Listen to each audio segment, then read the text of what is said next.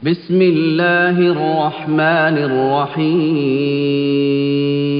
امام مہدی کے متعلق چند اہم معلومات جو ہر مسلمان کو جاننا انتہائی ضروری ہے۔ نمبر 1، امام مہدی حسنی سادات میں سے ہوں گے، یعنی حضرت حسن رضی اللہ عنہ کے خاندان میں سے ہوں گے۔ ان کا نام محمد یا احمد ہوگا۔ مہدی ان کا نام نہیں ہے، بلکہ مہدیت ایک مرتبہ ہے۔ جو اس مرتبے کو پہنچ گیا اس کو مہدی کہتے ہیں، یعنی امت کو ان کے دور میں جن امر کی ضرورت ہوگی اور جو چیز امت کی کامیابی کے لیے ضروری ہوگی، اور سارے مسلمان کی بے تحاشا قربانیاں دینے کے باوجود محض ان چند چیزوں کے نہ ہونے کی وجہ سے کامیاب نہ ہو رہے ہوں گے، حضرت مہدی کو قدرتی طور پر ان کا ادراک ہوگا اور ان کوتاہیوں کو دور کریں گے، اور چند سالوں میں وہ کچھ کر لیں گے جو صدیوں سے مسلمان سے نہ بن پڑ رہا ہوگا۔ ان کے والد کا نام عبداللہ ہوگا، ان کے والدہ کا نام حضرت امینہ بتایا جاتا ہے۔ امام مہدی کے متعلق جو سب سے اہم بات جو ہر مسلمان کو جاننا ضروری ہے وہ یہ ہے کہ جو بھی شخص مہدی ہونے کا دعویٰ کرے وہ جھوٹا ہے،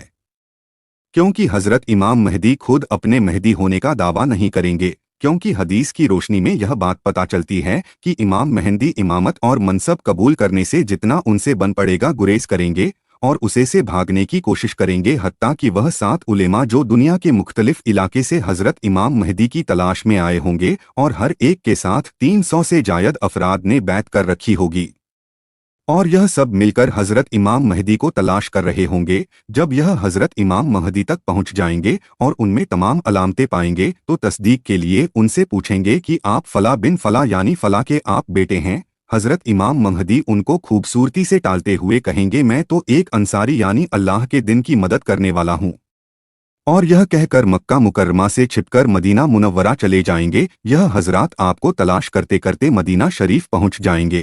حضرت امام مہدی امامت کا عہدہ دیے جانے سے بچنے کے لیے ان سے چھپ کر پھر مکہ مکرمہ آ جائیں گے۔ یہ علماء کرام بیتاب ہو کر پھر مکہ پہنچ جائیں گے۔ اس طرح 3 چکر مکہ اور مدینہ کے درمیان لگیں گے۔ آخرکار یہ علماء تیسری مرتبہ حضرت امام مہدی کو حجر اسود کے پاس پا لیں گے۔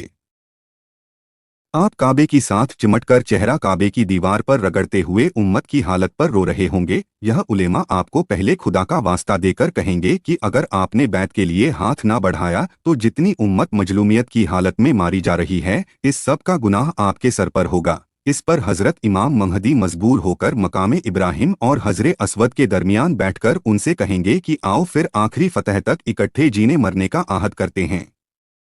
چنانچہ وہ علماء کرام سے مرتے دم تک جہاد پر بیعت لیں گے، اور اس ہجرت اور جہاد کے نتیجے میں عالمی سطح پر خلافت قائم ہو جائے گی۔ ایسے ہی امام مہدی کا دعویٰ کرنے والے کا جھوٹا ہونے کی دوسری دلیل یہ ہے کہ ظہور سے پہلے خود حضرت امام مہدی اپنے مقام سے نا واقف ہوں گے، یعنی ان کو خود کو پتہ نہیں ہوگا کہ وہ امام مہدی ہے۔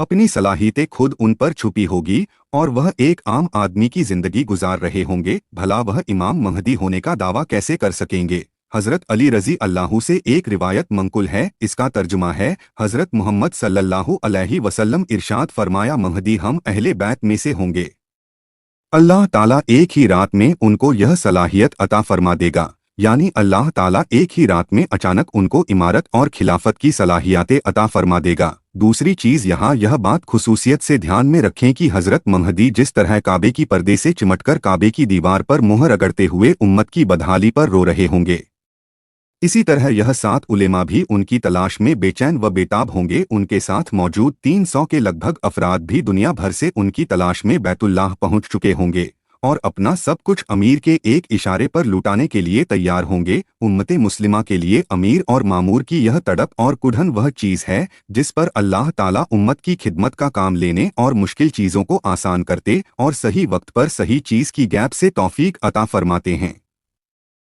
بس جسے حضرت مہدی کے متعلق معلومات کا شوق ہے اسے پہلے تو اپنی حالت سدھارنی چاہیے، حقوق اللہ یعنی اللہ کے سارے احکامات کو پورا کرنے کی فکر کرنا، ایسے ہی اللہ کے بندوں کے حقوق کی ادائیگی کا اہتمام کرنا چاہیے، اور پھر اپنے خود ذاتی عمل کے ساتھ ساتھ امت کے حال کے بارے میں بھی سوچنا چاہیے۔